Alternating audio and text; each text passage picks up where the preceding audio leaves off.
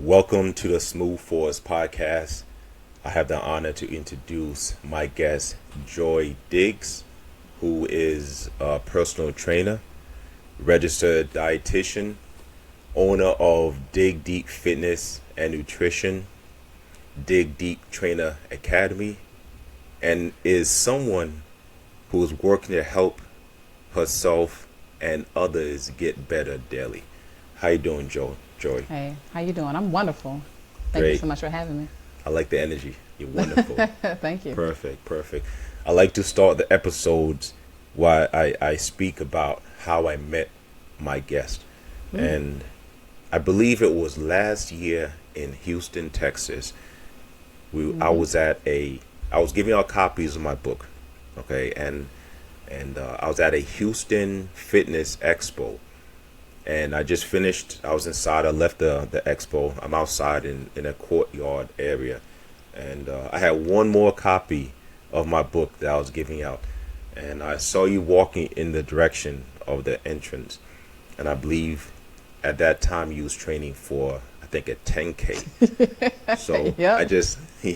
So I just saw, I did that. I saw you in fitness attire. And I asked you, are you going inside to the event? And you said yes. So I was like, I wrote a book titled Broken Words, Mind Build Body. I see you into fitness because you were running. It was a hot day too, so I give you credit. It was a hot day. My gosh, I was about to pass out as you were talking to me. I was still recovering from my run. it was hot, so you get credit for running in such a hot day. So I gave you a copy of my book, and we connected from there. And you told me a little bit about what you do and so on. I found all of that stuff interesting. So I was like, once I do have my podcast, I definitely want you on it. And here we are. So I'm glad that you're here. Yeah, I'm looking forward to this conversation. Definitely. Perfect. So let me start off with, how long have you been an entrepreneur and in the fitness industry? So I've been an entrepreneur forever. So I started my first unofficial business in high school. I used to sell bracelets. Nice. This is back when like Power Beads, I don't know how old the listeners are, but back when Power Beads were really popular. Okay. And they were like these crystal beads, and just like a simple bracelet, but they were like $15. And my sister and I were like, why are these bracelets so expensive? So, the bracelets were popular. So we decided to go to Hobby Lobby and purchase our own beads and make the bracelets for people who were in high school, but put their names on them. Nice. So they were like, different. You can choose your different colors. You can choose baseballs, basketballs, softballs, footballs, whatever, and really have it customized. And we sold ours for like $2, right? So there's a big gap between, like in hindsight, we could have sold them for $5 at least. But I mean, like everybody at the school had a bracelet, so we made a couple $1,000s off of these bracelets. And had I been mobile and also had like the entrepreneur mindset that I had now, we would have taken this to different schools. You know what I'm saying? Like really expanded it. And even when I got into college, I went to North Carolina at Chapel Hill, where like that Carolina blue is popping like no other school really has that color. I could have sold those bracelets there and made a killing. Wow. But that was my beginning, was selling those bracelets. Then I also used to sell like candy and stuff like that at school as well. So you have a true entrepreneur mind frame, because high school, that's pretty early. Mm-hmm. That's pretty early. Nice. And I know you have a fitness business, Digg Deep Fitness and Nutrition. When did you start that? So I started Digg Deep Personal Training in Atlanta, Georgia. So I started my personal training career back in July 2008 at Valley Total Fitness. And I had been working there for about a year, and I felt like I was doing more work than what the gym was providing. Like I'm doing all the work. Y'all taking most of my money, so let me go ahead and do this thing myself 100%. And so I veered off. Yeah. Let me cut you off for 1 second, because 2001 I was a trainer at Bally's Total Fitness. Oh, for real? So I understand. Yes, I understand how it works. Yes, that work ethic, right? It's like we are walking around this floor, without getting paid, trying to pick up clients. We're cold calling. We're doing all these things, and then we get like $15 if we happen to be training somebody. If we weren't training anybody, we weren't making any money. So anyway, when I was in Atlanta, I decided to start Digg Deep Personal Training, and I did that for about a year. And then I had to move to Ohio to do my internship to become a dietitian. And so when I moved back here to Houston, I trained at another gym for about a year, and then I restarted what was now Dig Deep Fitness back in August of 2012. Okay, nice. Yeah.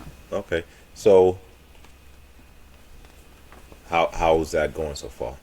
I mean, it's great. I just celebrated my 10th year last year. So August 2022, I'm coming on 11 years. In August, I've been full-time for 10 years. And so Nice. it's been stable growth. I thank God that just continue to bless me without me really feeling like I had to do too much. Okay. Because health is really my life. And so Nice. me just being an embodiment of the lifestyle, other people see me and they're drawn to what I do. How do you get those arms? Whatever. And from there, it's just an easy conversation to pull them in as a client. That's not to say that there haven't been trials, tribulations, struggles, none of that. But it's just been a natural evolution of me and my lifestyle and people gravitating towards me from there. Nice. Okay, I went on your page. I went on your Instagram page. I like your page. I like how it's set up. I like the content. I like everything about it. There's a few quotes that I want to bring up, and maybe you can get into it. I like all of them. The first one is, you're not stuck. You just committed to a pattern of the past. Could you get into that a little bit? Like, I understand what it means, but if you can get a little more into it. Yeah. So, as we grow, we develop our personalities, our habits, and the things that kind of keep us comfortable and help us to what we feel like survive in whatever environment that we're growing up in, right? Okay. And so over time, those things like the survival mode that we're in, those survival habits, those become our patterns of behavior. Yes, and so though they served you at one point in your life to help you maybe survive, when you get to the next level and you're trying to really break out and do something different, you kind of keep defaulting back to what you did in the past because that's now your comfort zone. And so until you actively start to try to change those mindsets, those habits, so you can change your actions, it's hard for you to get to like the next level of whatever the thing is that you want to do, whether that's your weight loss goals, whether that's career development, whether that's relationships, starting a business, whatever that next thing is for you, you have to do something different. But because we all have like a homeostasis, like a comfort zone where we're comfortable staying, that pulls us back into like our past, right? And so what serves you in this chapter of your life may not necessarily serve you in the next chapter. So we have to continue to, grow, develop, get new information, surround ourselves with people who think differently or can help us pull us out of the comfort zone, even if it's just like one step forward today and keeping us there so we don't fall back and then take the next step next week or next year. But it should be like an evolution and continual progress until we can get to whatever we're trying to achieve. Well said. I don't think it could have been said any better. Thank you. I just want to include, because you also mentioned this as well, and a lot of trainees, they lose weight or they get stronger, then they hit a plateau. And this even relates to that situation where, and I believe you said in your post, yes, I dropped 30 pounds, but for the next 30 pounds, I need to do something different.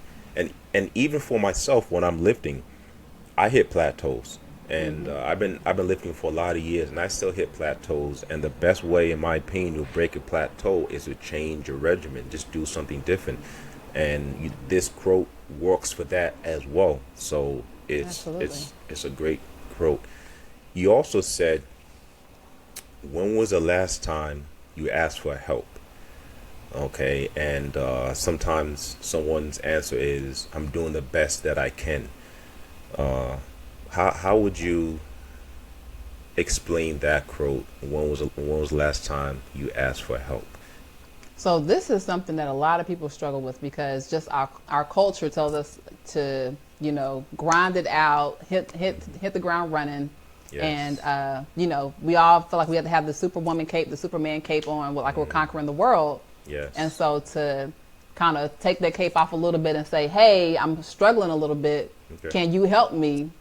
Goes against our ego, because our ego wants to be fed and make us think that we're doing everything. And you know what I'm saying? Like we just want to feel like self-validation.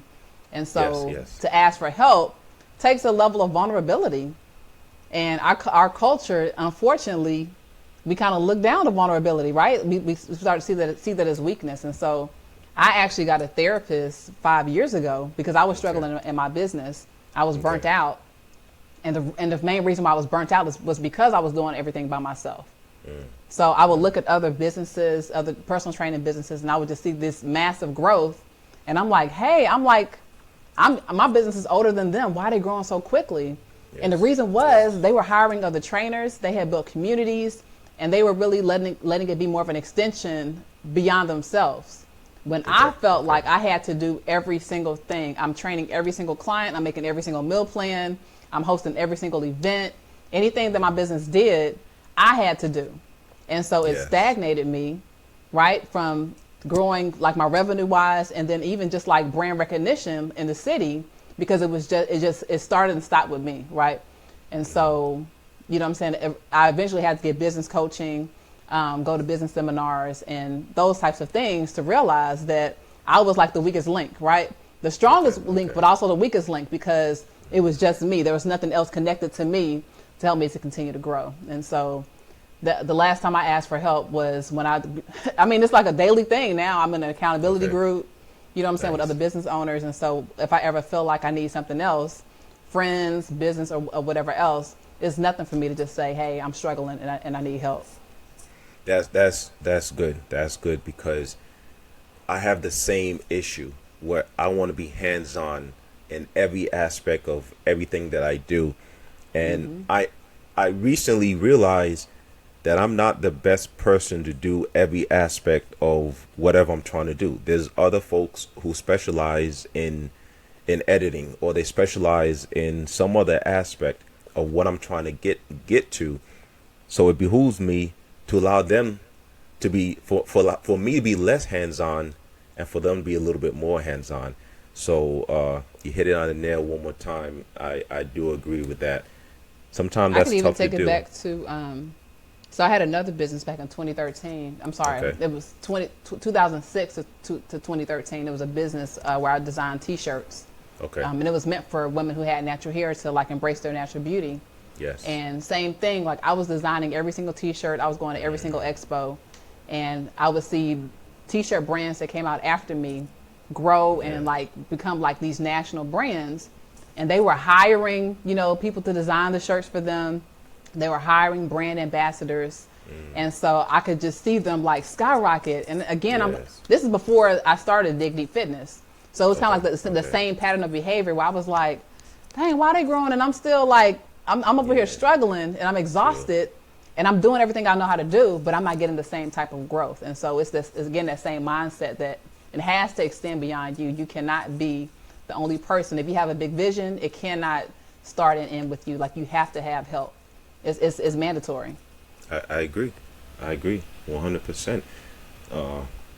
I know that you have Facebook groups, and I know you took necessary steps for yourself to be coached. I know that you also have Facebook groups in regards to helping others grow their business. In those groups, how does that work? How do you do it? Well, I typically have Facebook groups for personal training, like when I have different challenges. So at the end of the year, I normally do like a 4-for-4 challenge, and that's when you work out 4 days a week for the last 4 weeks of the year. And so, you know, like normally at the end of the year, people start slacking off on their goals, holiday eating, you know what I'm saying? You're going to all these different social events. And so fitness starts to become like, I'll just wait until I get to January, right? And we start to procrastinate and put off our fitness goals as we continue to gain weight throughout the year, and then get it off in January. And so that particular challenge is like an accountability group where, hey, we're all committing to this one idea, this one, you know, main thing that we want to accomplish. Let's help each other. Again, help each other get to the goal, which is, hey, we're going to stay active this last part of the year. You're going to, you know, check in when you work out, post your pictures. If you're struggling, let us know. And it's just, again, a community to help you to get to whatever that goal is. So I have different groups throughout the year based on whatever that, you know, the challenge is that we all decide we want to do. And then I have a main group for my business coaching.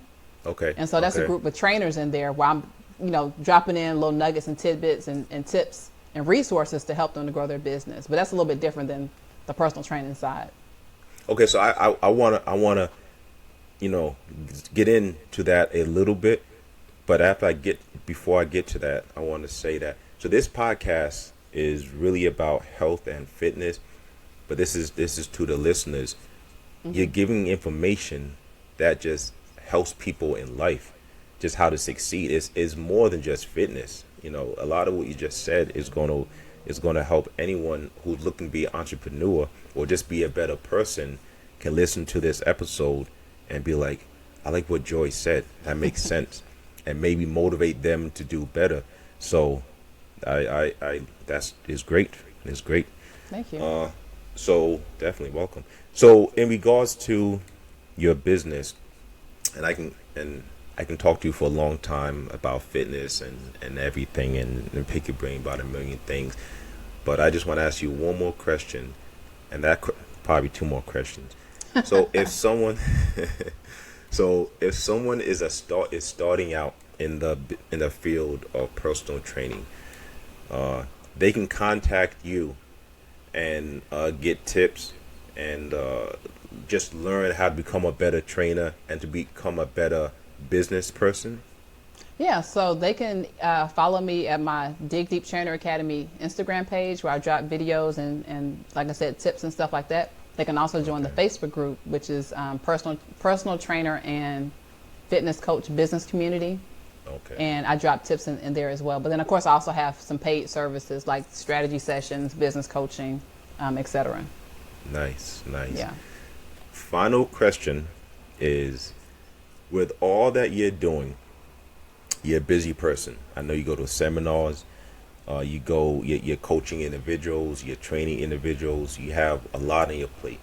With all of that going on, how often are you able to get in the gym and keep yourself in shape? I normally work out about 4 or 5 times a week.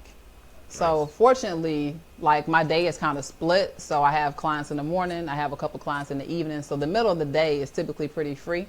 So Okay, nice. I could really work out every single day if I really wanted to, because Nice. that time between 12 and 4 is pretty open. So I normally get my workout in around 2 o'clock. Okay. Four days throughout the week, and then on Sundays I do like a recovery walk, where I walk about 3 miles, and the goal of it is literally to reset for the week and to walk almost as slow as I can to slow myself down, because throughout the week it's like, with rush is hurry. You feel like, as like a former athlete and just as an ambitious person, you feel like you're competing against everybody and yourself, and so it's always like hustle, hustle, hustle. What can I do next? So that Sunday time is for me to just like slow down, look at the trees, look at the sky, feel the wind, connect with nature.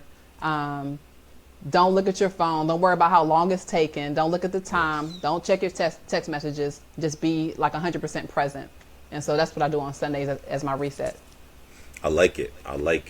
I'm a big advocate of walking, a very big advocate of walking. And I like how you use it just to reset and get you prepared for the following week. So Yeah, it I takes like that. like walking for me takes a lot of patience, because does. I'm typically one of the people who like walks as fast as I can to get to if I Yes. park my car in the parking lot, you see me kind of almost sprinting through the parking lot to get into the store.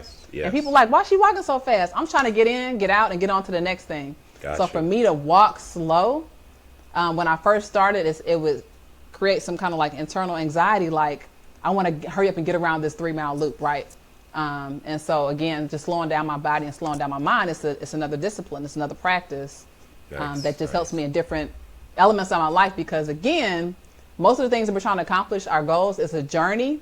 It's not something that we can just start and stop and control everything in the middle. We can't control the pace a lot of times. So sometimes you're going to want to go faster. You're not going to be able to, right? True. You're going to have to just take life as it goes. You control what you can control, but a lot of times you can't control when the outcome is going to come, especially when we're talking about weight loss.